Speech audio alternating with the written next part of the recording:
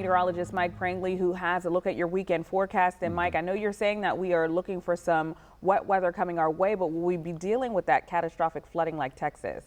No, nothing like that. You know, they had 24 inches of rain in some areas. Think about that. That's put that in our standards. It's like 4 or 5 months of rain by Jacksonville standards, all in a couple days. Now here, we're talking about some downpours, maybe some isolated flooding. We're in an excessive rain risk, and maybe a couple strong storms this afternoon. And really, it's the next couple of afternoons. So as we look at our temperatures on the First Coast and our beautiful start to the day, this will be the theme the next 2 days. Nice quiet starts. Notice we got 78 in Neptune Beach. If you want some beach time, go early. All right, and we take a look out towards St. Augustine at 79, and you will feel the humidity out there, making it feel like 83 officially by the Bridge of Lions. We take a look at the big story. If you're just waking up, we appreciate you streaming with us here. We'll take a look at this here in detail, and the changes overnight have been this. Okay, we have a little better circulation, but still a very disorganized area of low pressure in the Gulf. But notice what changed. That chance of development now up to 60%. All right, so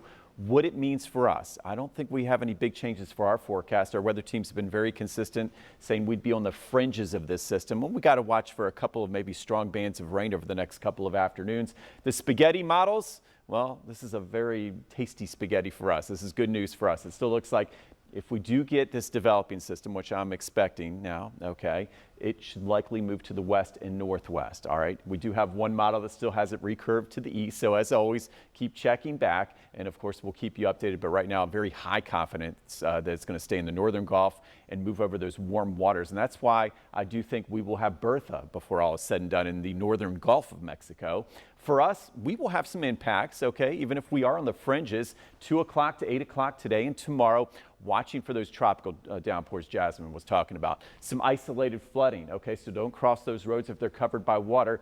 And we will get a couple of strong storms, likely some severe thunderstorm warnings with 40 to 60 mile per hour winds. And really the brunt of that severe weather would be from the I-95 corridor to the west. And notice today, the highest rain chances, this is important coming in as we head into 4 to 6 o'clock. And really for Jacksonville Metro, 4 to 8 p.m.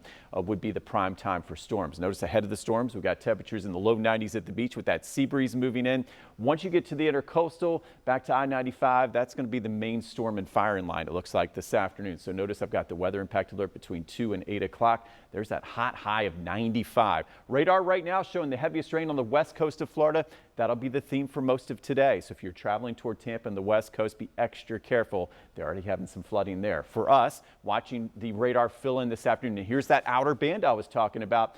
Notice it's wrapping in toward the center of a developing tropical system, likely Bertha, right over the next couple of days. So it's really feeding in some very deep tropical moisture this afternoon. And that's why we'll have to keep checking back. And of course, we'll be streaming throughout the day here at First Coast News. As always, keeping you safe. 7-day forecast, couple of active afternoons as we watch what will likely be Bertha slowly move west along the northern Gulf. And as that happens, we'll start to dry out and heat up. So we could go from weather impact alerts for the downpours, lightning, isolated flooding and wind to heat by Wednesday and Thursday with highs back in the mid to upper 90s as we start to dry out. Coming up, I got that special 10-day forecast you've been asking for.